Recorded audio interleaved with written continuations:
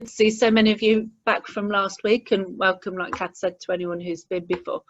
So I specialise in managing social media accounts for sports organisations and businesses, and I love Instagram. It's just a really good, fun platform to use, and you'll see that it's more than just pretty pictures. So let's just get started. Okay, so I'm going to just talk about really why Instagram, and also, is it right for you? Is it worth you spending your time on for your organisation or business? So there's 24.5 million UK users of it, which is over a third of the population. But when you look at the age groups, it's even more skewed. So 81% of adults 18 to 34 use it, and if you look at women, it's around 90% of 18 to 34-year-old women. I went and did a talk recently with a group of women in that age bracket, and apart from feeling like I was their mother, they only talked about one platform. And when I talked about social media generally, it just went straight back to Instagram. They didn't consider there was another platform or any more social media than what's on Instagram. So especially if you're looking at targeting adults in that age group, and especially women, then you would really need to focus your efforts on there. But outside of those ages, you can also see, looking at the graph, that, well, a third of the users are 25 to 34, we said, but there's still a sizable proportion in older age groups. So it's still worth considering, but it's all part of your strategy and looking at where your audience is likely to be. And you can just ask at classes, what social media platforms do you use? Another reason it's really good is that I think we all know that it's easier to recall images better than words, and people can scroll down and pick up the images. It's also brilliant for building communities. You can engage with people whether they like your page or follow you, whereas on Facebook you're limited just to engaging with people who are already following you, but you can engage with people outside of your group as well, so you can reach more people and build relationships with other people. So it is really good for that, and people who are on Instagram tend to want to do that. And there's two different ways to use Instagram as well. You can use them together, but there's a news feed and then the stories, which are different ways to engage and inspire and have fun with, but we'll look at that in just a moment. So a quick overview of what Instagram looks like. Now, I've had to screenshot everything really, because it's only on mobile, and so you can only use it on your mobile phone pretty much. There's workarounds to use it on desktop, but it doesn't really work for that. So it is a mobile only app, and it is owned by Facebook, which is worth sort of considering. And you can post images either as a story where they stay forever, as a post where they stay forever, or as a story which only stays for 24 hours and then disappears. So someone explained to me, like, if you had a pile of photographs, and with the newsfeed you'd be looking through them and then they would stay there, but with stories you'd have another pile which you would just look at the photos and then discard them afterwards. Now you can comment and direct message people on, and they can comment and direct message on your posts on Instagram as well. You can choose to have either a personal profile or a business profile, and quite honestly I would strongly recommend a business profile. It means that people can go to your website, they can message, ring or email you, and also you can get like insights and statistics on your post, so you can see what's going well. So I'm just going to show you the page just so you know really what we're talking about. So if you look at Marathon Buddy, I really like this page. It's a friend who did it, so I'm a little bit biased. Basically you can see my little pointer, so you've got a little your logo there, your numbers of followers and how many posts you've got, and then what exactly you do. And this little, your bio it's called, it's like a little window, and it's what tells anybody who visits your page what you're about and what you do. So I would really work on this. Obviously, like all of them, you're really limited to how much you can put in there, but emojis are really common to use, and also it is searchable, so that, well, they've got their own hashtags, they've used it there, and also what, you know, where you're based, especially for you guys, would be really key. So I would sort of make that fun, but make it really clear what you do, and then here you can set it up so that they can message or email you as well. And then these are highlights. So although I said stories disappear after 24 hours, you can put them in these little sections here called highlights if you wish for people to visit.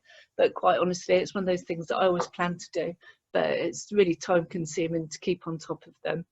But it is a really effective way. And then over here is like your home page, really. So again, it has, these are the stories across the top, and like I say, they only last for 24 hours, and it just shows the ones that the red circles around them show how many you've seen. There's a little button at arrow at the top which shows if you've got any direct messages, and then it's a vertical feed, which so you just scroll up and look at all the pictures. So that's why it's important to have good images, because people are just scrolling through. And then you've got a little like button, so you just double click on that and you can show that you like the picture, you can put a comment, or you can direct message, or you can share that.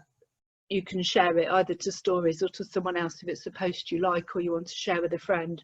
And then you've got another little tab here where you can save a post, which can be useful if you've got posts from people who've come to your class that you want to share later, or just keep a record of.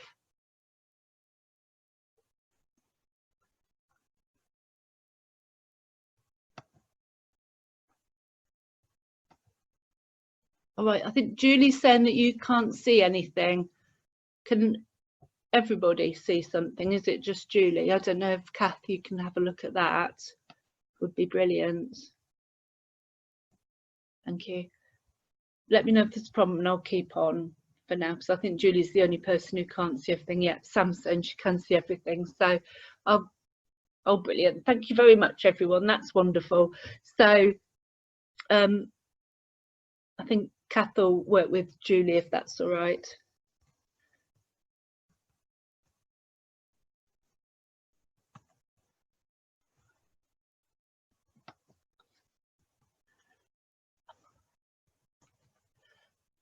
Okay, so close that off. So Instagram, the key with Instagram is having quality images. There's nothing worse on Instagram than seeing some blurry image that doesn't tell you anything and looks like it's just been shot in a hurry. So I think the key, it's better to post nothing at all than it is to post a bad quality image. But that's part of the fun of it, is sort of learning what makes a good quality image. And you can edit them in the app as well. So if they're a little bit dark, you can lighten them, and if they're a little bit wonky, you can straighten them as well. So there is things that you can do to make them better, but it's always worth having the best image you can do. And I would say that just dull old product or braggy posts are a real turn off, and they are for me, and they are for other people as well. So this is my friend's account, who I do really like, actually, because she really shows a bit about her, and she runs fitness classes at the farm where she lives. And she does share pictures of her classes as well, but she also shows pictures of herself, and she sort of shows the real her as well. So you actually feel like before you meet her that you do know her a bit, and also you know the kind of ethos and style that's going to be at that class. So she builds a really good relationship with her clients and future clients through her Instagram page. And she does lots of stories throughout the day as well, which we can look at later, that just tell you sort of, you know, odd little things. So my recommendations for what to post, really, because it can be difficult, is sort of behind the scenes pictures as well. So it can be, you know, you're getting ready for classes or getting ready for Zooms or some studying you're doing, anything. Teasers about what's happening, obviously pictures of classes and pictures of customers and clients. And you know, on Instagram, animals go really well. So if you've got any animals that you can weave in to what you're doing, then they work really well as well. But I would say around this and the images is, once you get onto Instagram, just have a look and see the sort of things that people are posting, and what posts get a lot of likes and what get 1 or 2 and what gets lots of engagement. But I think it's about making it fun, and it's a bit like we're talking with Facebook as well, that it's really about what you like to see and what you scroll on past, and the things that you like to see, the chances are other people like to see them as well.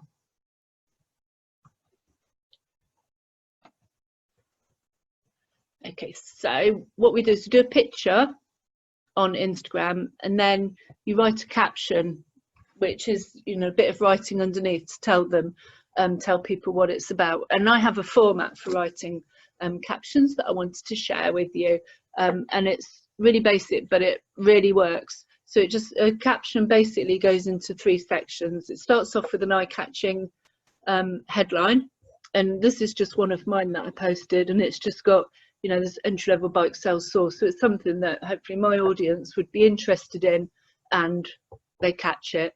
The second bit is a body of text, which is just whatever you want to say, basically, so your core message, and that can be either short or long. I would experiment with different posts. Sometimes I write just something that's 3 or 4 lines long, sometimes I write a big long post, and also see what you like as well. And then I always have a call to action at the end, because, you know, we're really busy people, and we want some people to take some action from when we write a post, otherwise we're just putting stuff up for the sake of it. So I would, from that post, I would either want someone to message me, to write a comment on here, visit a website, and then you can't actually add the website into the post. You would have to direct them to the bio, and you'll see when you go through it, it'll just say link in bio, and that's what it is. So I would have always those 3 components to every post. And once you start looking at Instagram, you'll see you can tell people who know what they're doing, because they use that format and it does get results. And so, like I said, posts can be short or long. If you look at National Geographic, they have huge long posts, but they're really, you know, their things are really interesting. But other times you might just want to put a couple of lines in, and that's fine. And I just think, I feel quite strongly really that posts should either educate, entertain, or engage people who are reading them and seeing them. And as long as you do one of those, then, you know, that's very social, basically. Hashtags. Gosh, hashtags make a huge difference to your post, because that's how people can find you.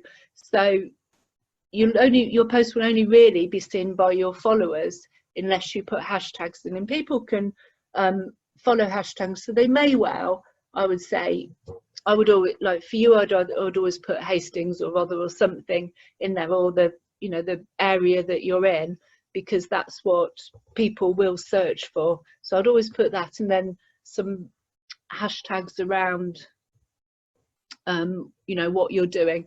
And there's some really common hashtags like Fitspo and fitness motivation and inspiration and things like that. So I would have some of those, but the thing is you've got, when someone's searching for a hashtag, if someone who's got millions and millions of followers uses that hashtag, they will be seen more in the first in the search. So do some niche ones as well and some less common ones, but mix them up. I'd leave a few gaps, I think, to show you. Yeah, between my caption here, then I either do dots just to leave a gap so it doesn't look messy, and then I put my hashtags in.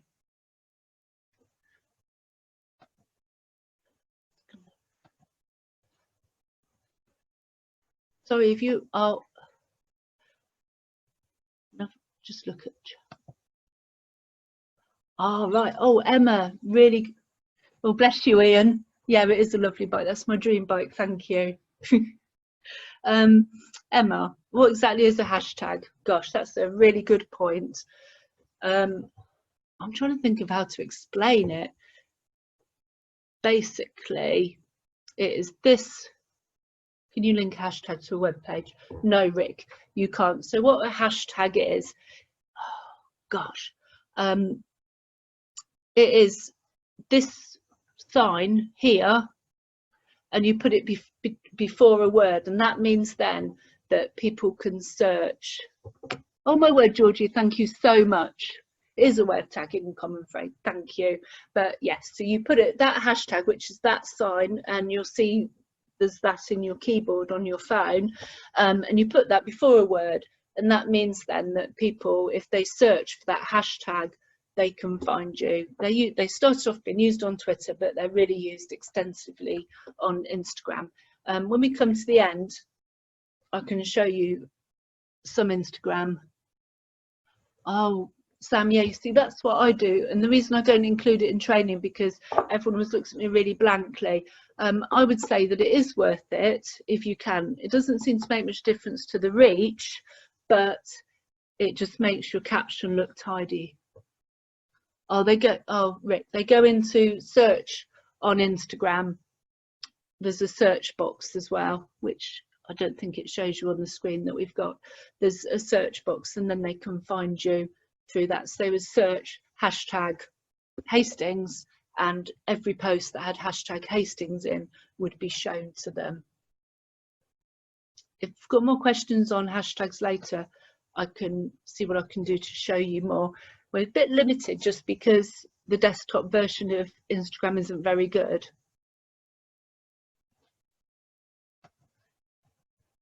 Right, so just going to look at stories here. So we've talked a little bit about the newsfeed and posting in the newsfeed. These are stories, and these are where you can really have fun. So the newsfeed I sort of think of as like your shop front, and that's what people, it'll always be there. But on stories, you can just, it's kind of just really showing like a bit of you and what's really going on. So you can use it to post videos up to 15 seconds long, so little ones, and if you upload a longer video, it just splits it up.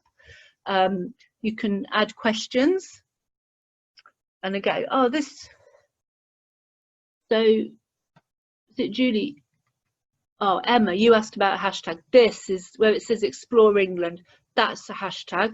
So it's a phrase. It's got that little hashtag sign at the bottom, at the front. So if someone searches for something, they will see everything that's been tagged Explore England.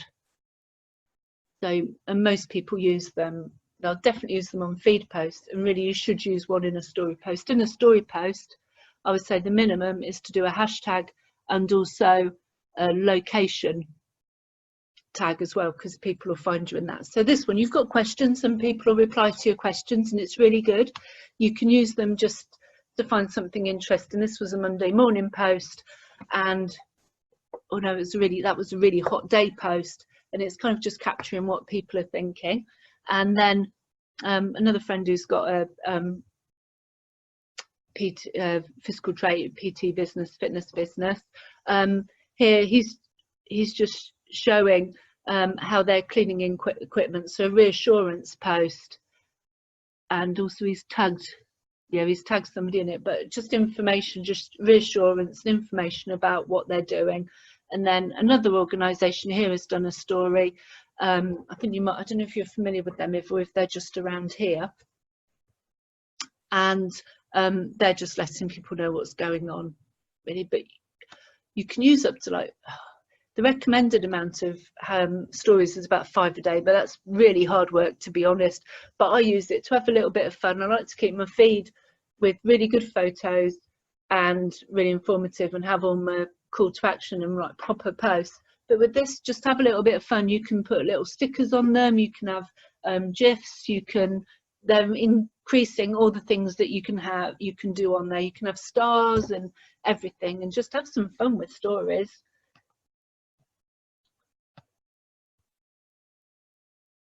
Right, Catherine, that's going to be difficult to show just on here how we create one, but I can most likely go, I'll see if I can go back. Can you bear with me until the end, Catherine? And then what we'll do is we'll see if we can show you. It's really difficult to show you on a laptop.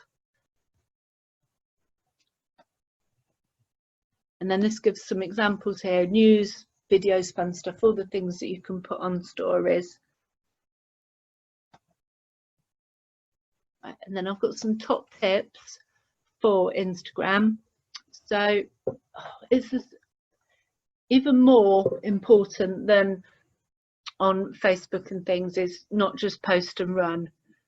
And where you get the most out of it is to like and comment on other people's posts, because if you remember last week on Facebook we said that Facebook decides how many people see a post and like it in the first 30 minutes is how well it gets shared. And that's the same on Instagram as well. So if you like and comment on other people's posts, they'll like and comment on your posts, and then that will mean that yours go further because Instagram thinks that you're really popular. But also, well, there's lots of reasons for it. So it just makes it more interesting if you're actually engaging with people and you're building relationships either with people that you've not met yet or people that you do know already, and you're keeping in touch with them. So I say that's almost a key thing, and it makes a difference to how your posts do. Consistency is key. Now, my rule of thumb is to post once a day on the news feed if you can, but if you can't keep up with that, because that actually does take a lot of images, that's 7 photos a week, which can be really hard work. I would just stick to a regular amount, whether it's alternate days or 3 times a week or 2 times a week, whatever. Just keep consistent. And then again, I think like we talked about on Facebook, is think what time your audience are online. So again, you know, if you're posting to teenagers, don't do it at 8 o'clock in the morning because they're not going to see it. School, you know, mums are likely to be on a school run. Do it when they're likely to be sat down or browsing rather than when they're really busy. But typically on Instagram, the top times to post are 8 o'clock in the morning, 4 o'clock in the afternoon, or 8 o'clock at night. And then if it's a sunny day, I'll push it a little bit later. But they tend to work for me, but I would experiment and just see when you get the best response. And at a weekend, probably not 8 o'clock in the morning, maybe a little bit later then. And also you can look at your top posts, see which ones are doing really well and just do more of them. Then my last tip is to have loads of fun with it, really experiment and try and see what you do, and just try not to get addicted, because you really, it is good fun, and you can learn loads about your local area and what's going on in the world. So that is all of it, of my presentation. Now, Julia, is it Catherine? I'm gonna see if I can just go back and, yes, it is. Yes, Emma. It is instantly, and the idea is it is instant. People don't really scroll down that far. They probably scroll down about 10 photos. So it is instant, although the news feed is permanent, but the stories, because they disappear after 24 hours, they are they are really, really instant. Now I'm going to go back and see. It's really difficult to show you how to post a story, but I did keep some bits. So can you all see like my cursor? Does it show up on your screen all right?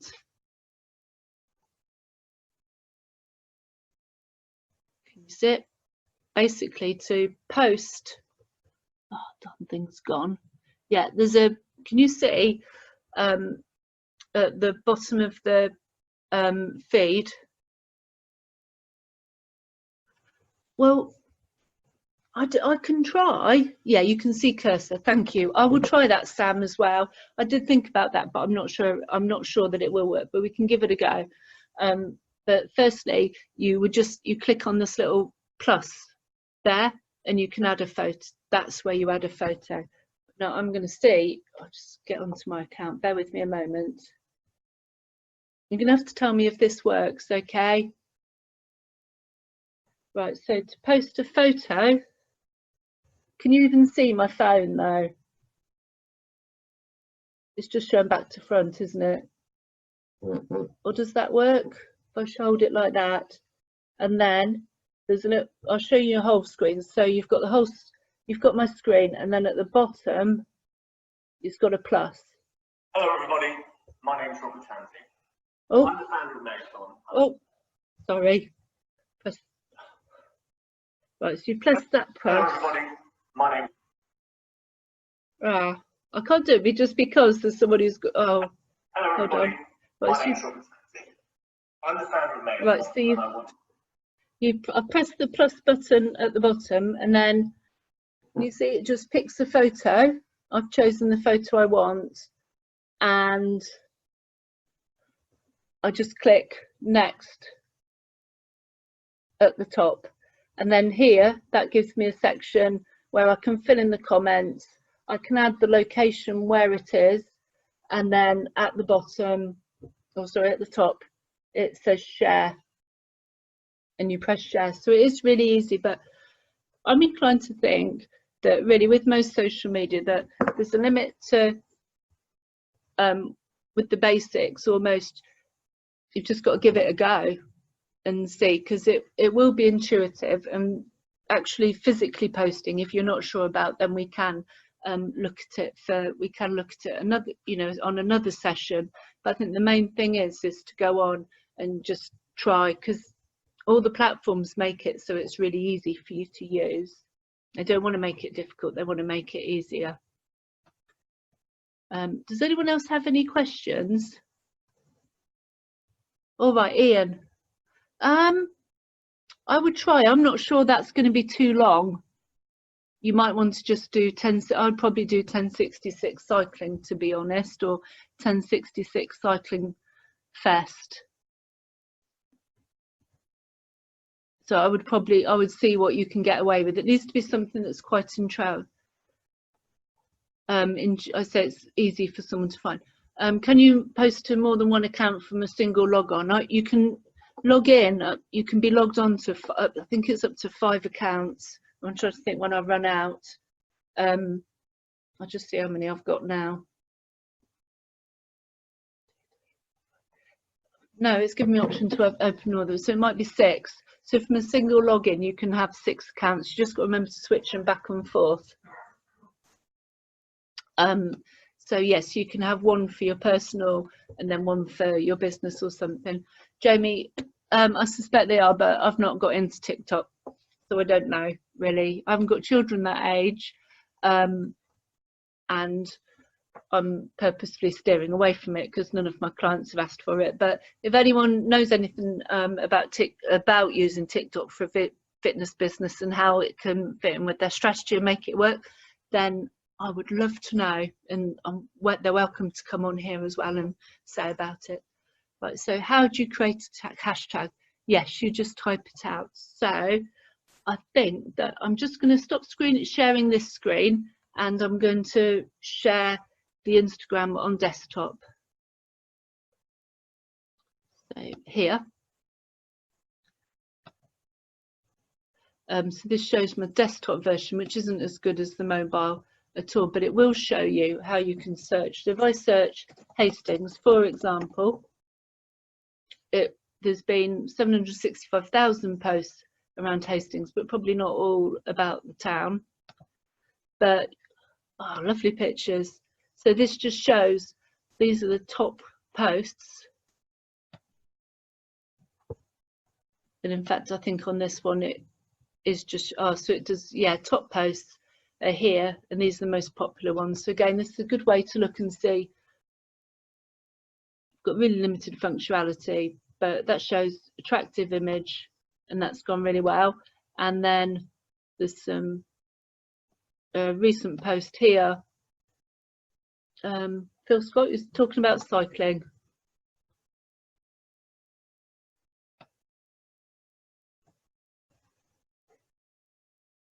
So so again, I'm just trying to think, but I'll show you. So Hastings doesn't have many, but if you do something like fitness,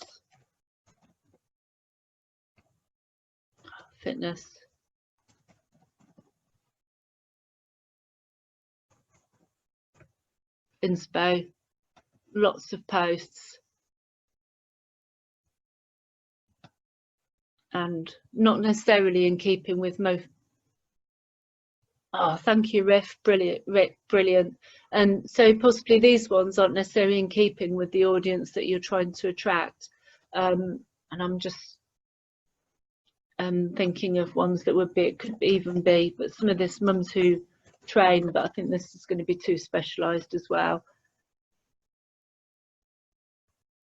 Yeah, you get more normal people on this, obviously. So, you know, if that's part of your target audience, then you're getting more normal people. So, there's not much more. I can't really show you how to post because you can't post on this one at all. In this section here, this is where you would change all your details, and that's in settings, but that's the same. I think all the social media platforms work broadly similar to each other. It's just, you know, all the phrasing and things are different. They're just in, you know, slightly different places. And then I can show you, if you find it all a bit onerous, you can schedule, and I schedule online. I do schedule on my laptop, and just if you, well, because we are all really busy, it's not if you're busy, is it? We are busy. You can use something like Planoly, which is free for up to 30 posts a month. And what you can do is you can schedule all the posts in and even store pictures on here so that it will just automatically post to your account when you want them to go out. And so that can be handy. I'm interested to talk differences and the main differences and similarities between Facebook and Instagram. I would say that Facebook is going to be slightly older demographic, but this not exclusively. So young people don't tend to be on Facebook, but they will totally be on Instagram. Facebook, so you see, it's all down to sort of knowing your audience and who you want to reach. And if you want to reach sort of people, say 40 plus broadly, and well, say 30 plus, so I would broadly try, and I would use Facebook as my primary platform. But if you're trying to reach younger people, then Instagram would be my primary platform. And in sort of sport and fitness, then Instagram would be very much so. You'll get more feedback and more interest from Instagram, whereas Facebook tends to be a lot harder to grow from scratch. Whereas Instagram, you can grow it from scratch quite a bit because you can, you know, you're engaging with people who aren't following you. With Facebook. With Facebook, you're really relying on, unless you're paying for people, you know, paying for advertisements, then it's going to be hard to grow. Yeah, Georgie, that's a valid point. More informative, and Instagram is more for display highlights. I think it almost depends, and it depends how you use it. So I can see that, and I guess it just depends how you approach it, doesn't it? And how much you use stories. So some people use stories and never look at a feed, in which case it is going to be very much around highlights. But I tend to put, you can put quite a bit of content in your Instagram feed, and then, you know, quite a lot in your comments. And so you could get, you know, you could do quite a bit more, but oh, gosh, I would try it. I would try Dale. What platforms are you on at the moment, Dale? Do you use anything, or what's your business or organisation?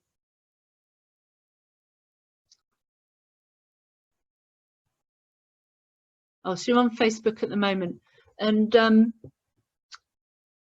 who are you trying to work with, or who's your audience?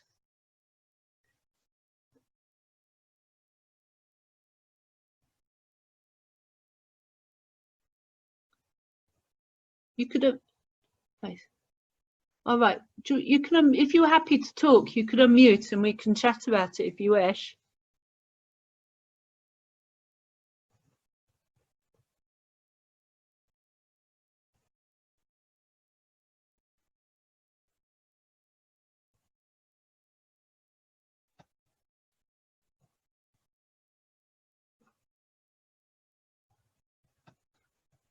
we can come back to you, Dale, if you wish, if you want to talk about it. I won't let me do that, don't worry. I say, yeah, so I would say I always go back to what do I want to achieve, which is, you know, what do you want to just build up a buzz around your brand, or do you want to actually, you know, get lots of people coming to you, or you know, do you want sort of people to share it word of mouth or whatever?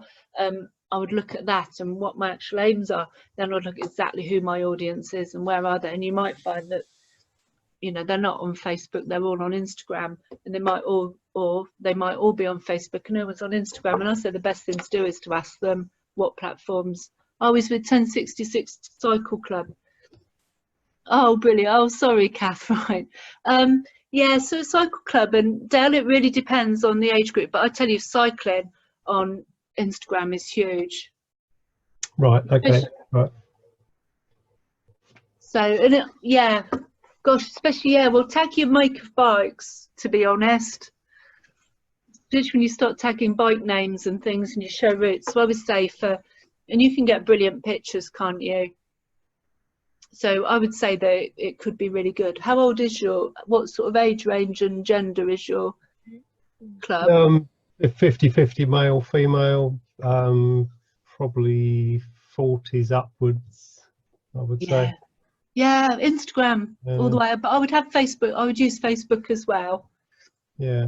But it depends how much time you've got, really, doesn't it? And what do you want from it? If you want to just... That's the point. We're not sure yet. Yeah. if anything. So no one's ever used Instagram, as far as I know, in the club. We just thought we'd learn a bit about it. Yeah, I would. If you want to grow your club, then Instagram would be good, because you would reach out to more people. But if you want everyone within your club to stay in touch with each other, then Facebook might work for you. Okay. So I think it depends. Not exclusively, and some people just like sharing photos of their bikes. So if that's the case, but I would have it would really be, what do you aim from it? What's your aim? Yeah. There was another question, bear with me. Before I come to you, I've noted your comment, Joe, and I'll come back to that. Jamie, were you asking about saying, is Instagram more for online training programs? Or TikToks? Don't ask me about TikToks, I don't know anything about it.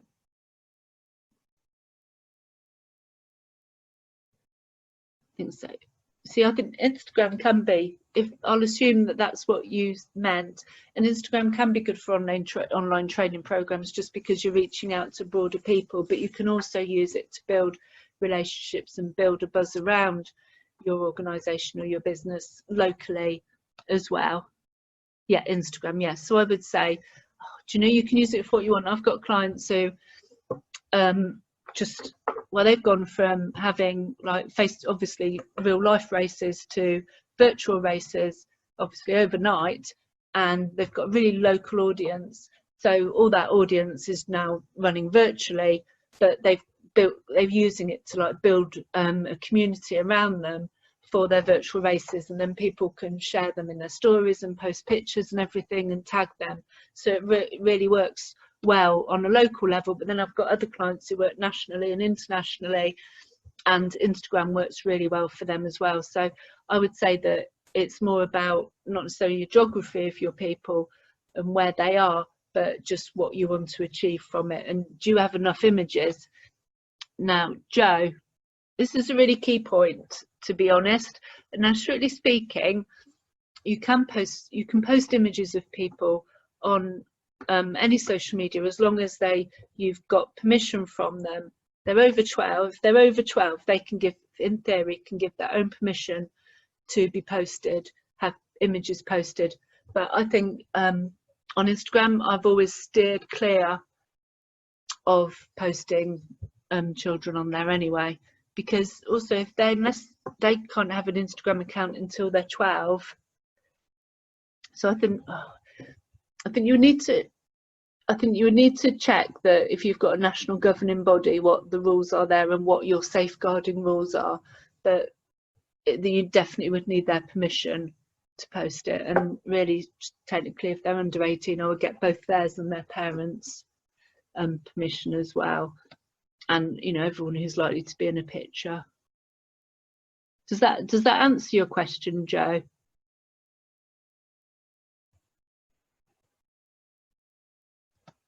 So yeah, I don't use Instagram on youth accounts just because it's hard to get all the images and be really clear that they do have consent and they know it's going to be there.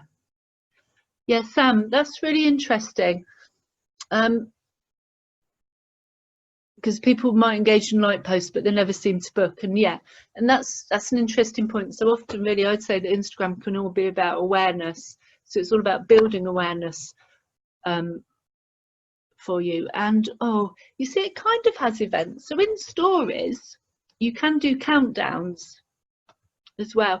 And I think I've found that actually you get more people will book things direct from Facebook because you've got links and you've got events, but actually you do get a lot of actions taken from Instagram. It's just that you can't directly attribute it to the platform. So I wouldn't discount Instagram, and it might actually be what's the demographics of your audience, Sam? Are they Facebook people or Instagram people?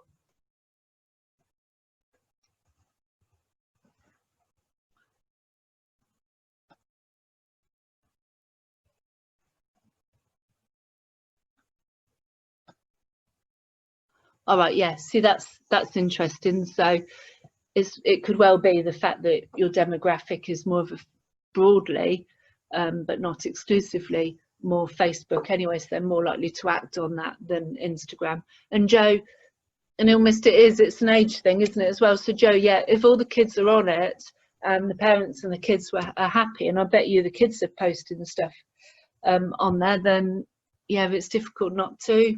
And if you want, Joe, are you looking to increase membership or just to increase their sort of like the buzz and their relationship with you?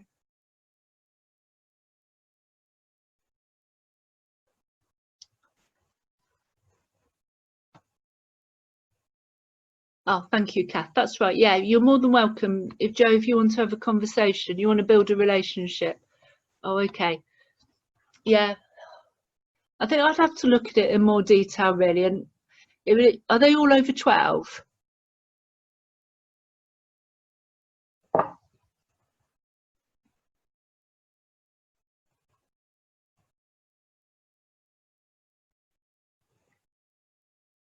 Oh, so 11, 12. See, under 12, I know that they do all have Instagram accounts, but they don't. They're not. I think it's 12 is the minimum age.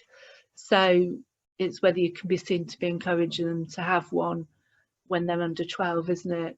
I think there's lots to it. Do you ever, have you got a national governing body or someone that you report to? Because I suspect that every organisation seems to have different policies, but it becomes hard, and there's lots to it as well in terms of if they post something and they tag you in it, and it's not a particularly appropriate post, or if someone didn't want to be photographed in it. Yeah. Oh, I see. You know the rules. Brilliant. Yes, you're just trying to make your account more interesting. I think it's really hard. It's something I can certainly look at and give more thought to, because I've always just avoided having Instagram for accounts that are younger. So I'll say. So yeah, I'm happy to take the conversation on further and look into it more for you.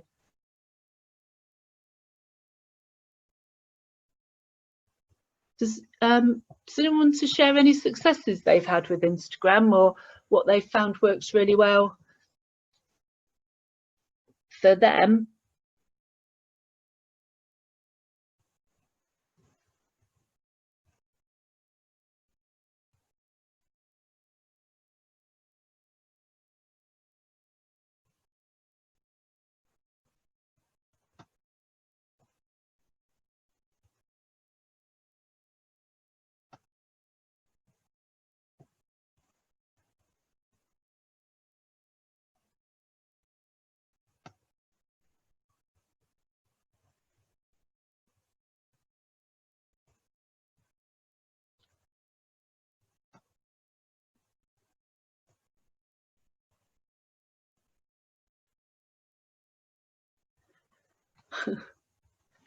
Oh, brilliant. So Heidi, how long have you had the account for?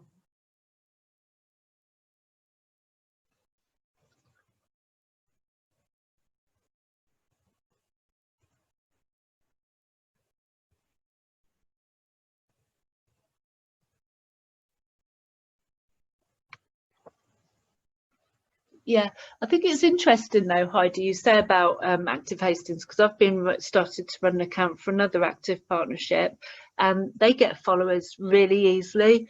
Oh,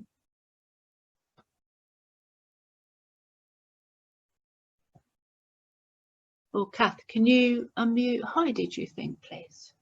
Hi. Oh, hi, Heidi. Hi. Yeah, so we've had our account for like a year and a half, and we are absolutely rubbish at posting on it, just because it's just it's so time consuming. It really is. Yeah. But I went on it today, and we've got over 900 followers, and we barely post anything. We've never done a story, never ever done a story, which we need to do. But I think it's just because it's one of those things where people want to know what you're doing. They actually want to find out what Active Hastings is doing. I think because we're pretty big over Hastings, so a lot of our followers are very much local based. But yeah, so I think if we start doing stories and things, I reckon we could get our followers up quite a lot. Could really, but I found, well, because actually it's not a secret, is it now? Because I've shared my Planoli page. But yeah, I run the Instagram for a local active partnership here, and we pick up followers through no effort whatsoever. And I've got other accounts where I really have to work harder, but if you, especially when you start including like local hashtags, you do pick up a lot of people.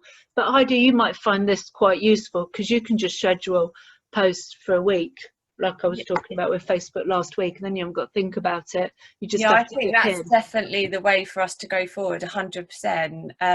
Because we've only done 101 posts, but we've got 904 followers, and we're only following 120 people. And I don't think we ever comment on anyone's stuff. No. So I think if you really pitch it right and you set it up well, it kind of sells itself a little bit for you. And then if you really want to get out there, you've just got to make an effort with it. Yeah, well, and that's it. And this one actually, I don't. It's like the lowest. It's the lowest on my list because it's not. They've got like bigger fish to fry, really. So that's why the likes and comments are not particularly good on this one. But it's just because if it works for your audience, then and it's something you want to do, then I think it's really worth it. One question I've got is, how often should you change the links in your bio? Oh, well, this is interesting. Like an event and you go, here's the link to it, or if you want to link to something, say we're doing a live YouTube workout and I want to put that link up there, how often do I change it and how long before the event should I put it up there? I don't often change them. All I do is I change them if there's a particular blog that I want someone to see. So then I take a shortcut, which is actually I put the link, which means it's not clickable in the actual post itself. So that's what I do, because again, it's that same old thing, isn't it? If I had all the time in the world, I probably would change it, and I would then change it as soon as I had another link up, but another link to go up.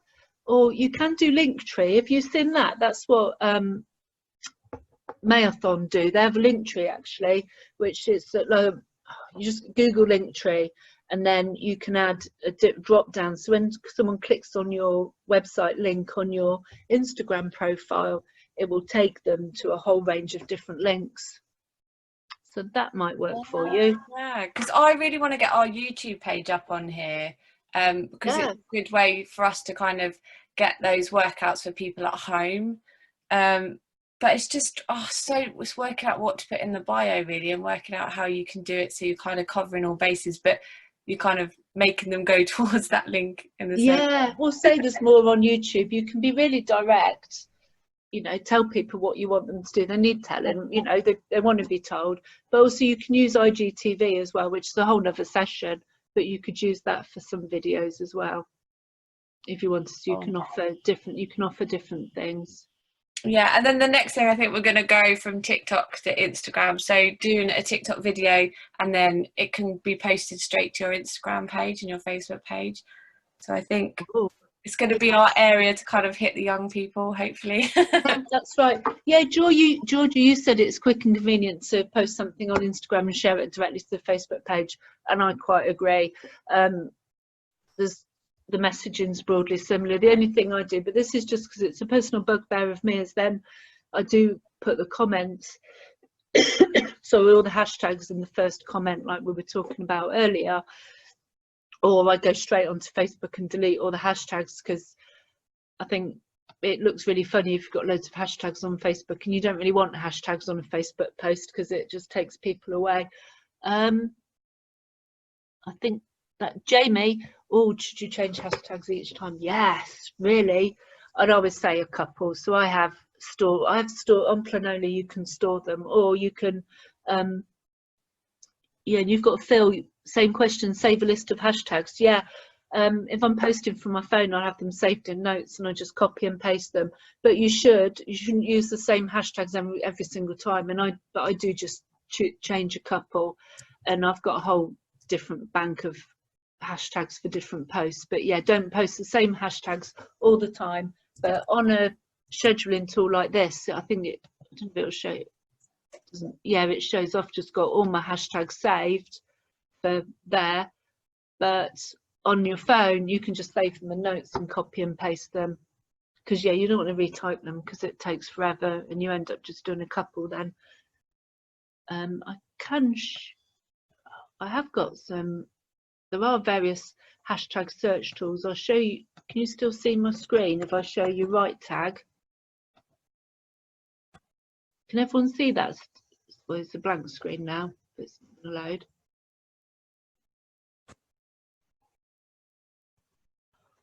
Oh, that's typical, isn't it? You can see it, okay. So there's various hashtags on. This is the one I can remember off the top of my head. It's not going to load very quickly now, is it? Oh, no. Oh, it's blooming typical. Well, it's called, you look at it on your own system, it's called right tag. You can see the spelling here, and you enter in a hashtag and it gives you suggestions. But also you can look on Instagram as well. So what I do is I look at one hashtag, say I'm looking at fitness, and then I look and see what all the other hashtags are and what people are using. You get lots of likes. So you can it's just a question of research, and then just put them all in your notes on your phone, ready to use. So I think, has anyone got one last question? We have last question time now.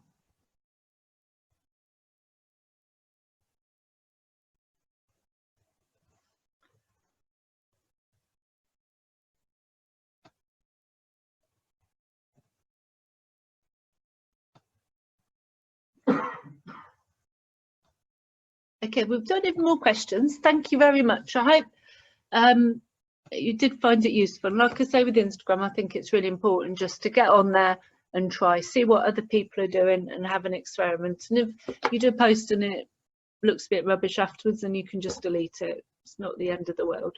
So I'd say give it a go. And if you want to chat some more about them or look, it is harder on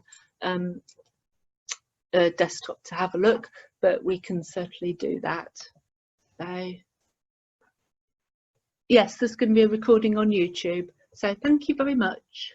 And shall I hand you back to Kath or not? Goodbye.